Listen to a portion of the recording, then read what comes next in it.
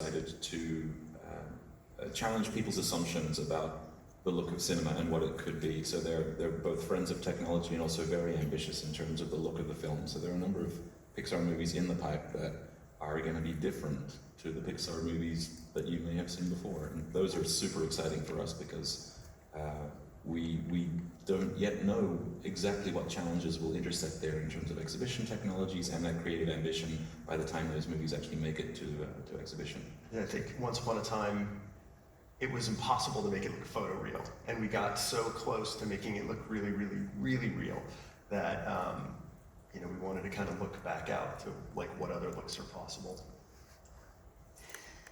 Do you have the assets to render a volumetric video version of Toy Story for AR or VR? Again, the technology there is not really the problem. I think those are very linearly solvable problems. I think it's more about the intent of what is the audience experience that we're attempting to create, and there's certainly some reservation around contaminating the narrative that was the movie, if that makes sense.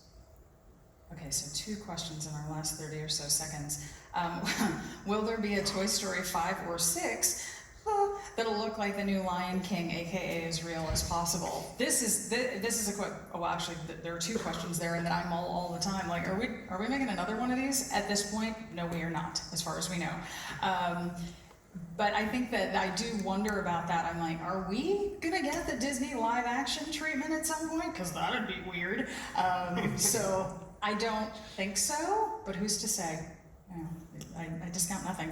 We're going to go the other way. We're going to bring actors into our... Just kidding. And then we'll take as our last question, what about the famous Pixar shorts? We have not yet remastered the shorts in a next-gen format. We are sort of waiting for the call from Disney to do so, but we do imagine that will reveal itself at some point in the future.